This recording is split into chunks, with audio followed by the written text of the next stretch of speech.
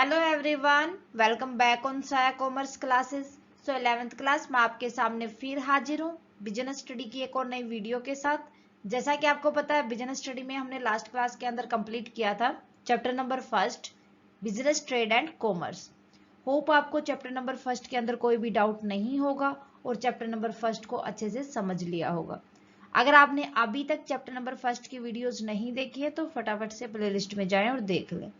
Students, आज की class में हम डिस्कस करने जा रहे हैं chapter number second, form of business organisation. Means business organisation की कौन कौन सी फॉर्म होती है, कितने टाइप्स के बिजनेस होते हैं। सो आज की हमारी क्लास रहेगी basic concept of business means एक बिजनेस के कौन कौन से बेसिक कंसेप्ट होते हैं। ओके, सो आज की क्लास में हम ओनली इंट्रोडक्शन को डिस्कस करेंगे चैप्टर नंबर सेकंड के। सबसे पहले मीनिंग की बात करें बिजनेस एंटरप्राइजेस की। बिजनेस एंटरप्राइज होते क्या है भाई? बिजनेस एंटरप्राइजेस ऐसे इंस्टीट्यूशंस होते हैं जहां पर बिजनेस एक्टिविटीज की जाती है।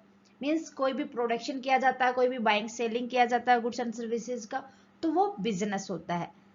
So a business enterprise is an institutional arrangement to form any business activity. कि एक बिजनेस एंटरप्राइज वो इंस्टीट्यूशन होती है जो अरेंज करके चलती है जितनी भी बिजनेस एक्टिविटी होती है उनको। बिजनेस के बारे में हमें पता है, जब हम कोई भी प्रोडक्शन या कोई भी बिजनेस एक्टिविटी करते हैं with the motive of profit, तो वो बिजनेस होता है हमारा, है ना।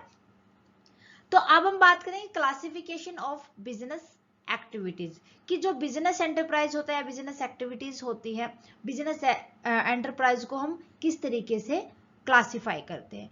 जो बिजनेस होता है वो क्लासिफाई होता है on the basis of ownership, कि उसका ओनर एक है या उसके ओनर्स बहुत ज्यादा है, या उसको वो एक हिंदू अनडिवाइडेड फैमिली उसको चलाती है, किस तरीके का बिजनेस है, उसके ओनर किस तरीके के, वो किस तरीके की कैपिटल वहां पर लगाते हैं। ठीक है, तो उस बेस पर हम बिजनेस एंटरप्राइज को क्लासिफाई कर पाते हैं।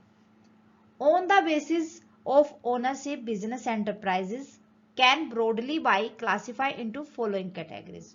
वो देखो कैटेगरी कौन कौन सी होती है। फर्स्टली अगर हम बात करें फॉर्म ऑफ बिजनेस एंटरप्राइजेस, तो इसके 3 फॉर्म होते हैं। एक एंटरप्राइज होता है जो कि प्राइवेट एंटरप्राइजेस होता है, जिसके ओनर कौन होते हैं? प्राइवेट पर्सन होते हैं। एक होता है पब्लिक एंटरप्राइजेस, जिसके ओनर या मैनेज या कंट्रोल गवर्नमेंट के हाथ में होता है। एक होता है हमारा जॉइंट सेक्टर एंटरप्राइज, यहाँ पर जो ओन्ड और जितने भी उसकी मैनेज एक्टिविटी होती है या कंट्रोलिंग होती है वो प्राइवेट और गवर्नमेंट एंटरप्रेनर दोनों के हाथों में होता है। मीन्स उसकी जो मेन एक्टिविटी, जो उसके लॉ वगैरह बनाए जाते हैं, जो उसके लिए रूल रेगुलेशन बनाए जाते हैं, वो तो गवर्नमेंट के हाथ में होता है। बट जो उसके कंट्रोल और जो मैनेजमेंट किया जाता है, उसके अंदर ओनरशिप होती है, वो होती है प्राइवेट। कंट्रोल कौन करके चलेगा? सॉरी, यहाँ पर गवर्नमेंट। ठीक है, जो प्राइवेट एंटरप्राइजेस है वो भी फर्दर डिवाइडेड हो जाता है 2 type. First one is non corporate form, एक होती है corporate form. Non corporate form के अंदर आ जाते हैं जितने भी सोल प्रोप्राइटरशिप है, मीन्स जब कोई भी एक बंदा अकेला मिलकर कैपिटल लगाता है और अकेला मिलकर एक बिजनेस को स्टार्ट करता है। सेकंड हो जाते हैं पार्टनरशिप, जब 2 और मोर पर्सन्स मिलकर एक बिजनेस को स्टार्ट करते हैं। उसके बाद आता है जॉइंट हिंदू फैमिली बिजनेस। भाई जब आपने देखो कई बार सुना होगा जो फैमिली बिजनेस होता है, मीन्स पहले हमारे जो हेरिडिटी के अकॉर्डिंग जो चलता रहता है, पहले हमारे दादा ने, हमारे पापा ने स्टार्ट किया हो जिस बिजनेस को और उसी को कंटिन्यू किया हो। ओके, देन उसके बाद आ जाती है कोऑपरेट फॉर्म। कोऑपरेट फॉर्म के अंदर आ जाता है cooperative society and joint stock companies. Cooperative society के अंदर आ जाते हैं जितने भी मतलब जब 2 या उससे ज्यादा मिलकर कोई भी प्राइवेट पर्सन्स किसी भी एक सोसाइटी का मतलब समझो ना आप, कोऑपरेटिव सोसाइटी मीन्स जब बहुत ज्यादा लोग प्राइवेटली, गवर्नमेंट का उसके अंदर कोई भी इंटरफेरेंस नहीं होता, मिलकर किसी काम को स्टार्ट करते हैं तो क्या होता है? Cooperative society. उसके बाद आता है joint stock company. Joint stock के अंदर जब हम 2 कंपनीज के स्टॉक को इकट्ठा करके एक कंपनी बना देते हैं जिसके अंदर किसी भी 2 प्राइवेट फर्म को मर्ज कर दिया जाता, तो वो जॉइंट स्टॉक कंपनी कहलाती है। उसके बाद आते हैं types. First one is departmental undertaking. जब अब डिपार्टमेंटल अंडरटेकिंग के अंदर आता है जब एक जगह पर एक ही टाइप का कोई भी बिजनेस स्टार्ट किया जाता है। ओके, उसके बाद आता है स्टैट्यूटरी कॉर्पोरेशन। स्टैट्यूटरी का मतलब हो जाता है जब गवर्नमेंट के इंटरफेरेंस के द्वारा, ये सारे के सारे किसके अंदर आते हैं, जॉइंट सेक्टर एंटरप्राइजेस के अंदर आते हैं। जब कोई भी कंपनी एक लीगल अथॉरिटी के द्वारा, जिसके रूल और रेगुलेशन तो कौन तैयार करेगा, गवर्नमेंट, बट उसको ऑपरेट करके चलेंगे प्राइवेट पर्सन। फिर आते हैं गवर्नमेंट कंपनी, जिनमें all over control on manage सब होता है गवर्नमेंट के हाथ में, वो होती है गवर्नमेंट कंपनी।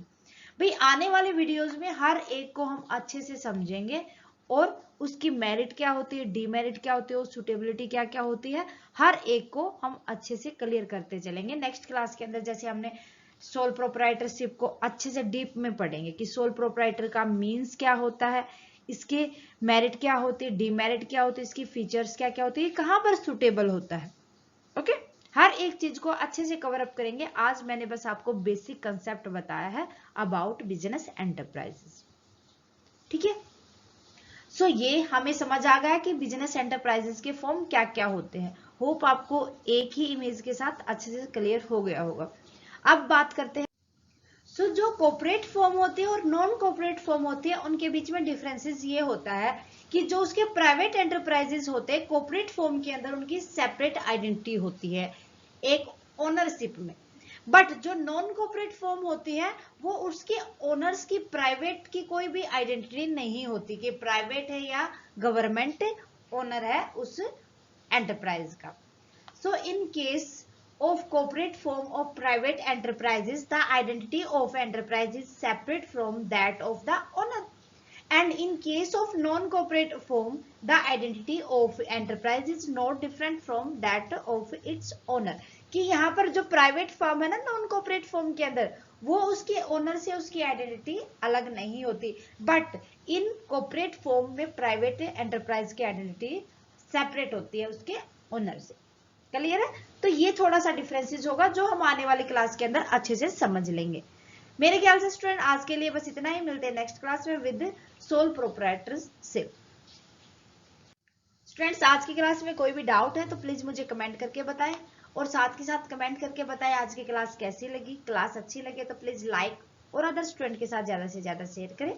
अगर आप चैनल पर नए हैं तो फटाफट से साया कॉमर्स क्लासेस को सब्सक्राइब कर लें और बेल आइकन को दबा लें ताकि आने वाली क्लास की नोटिफिकेशन आपको मिल सके। Thank you very much student, bye bye and take care. मिलते हैं नेक्स्ट क्लास में।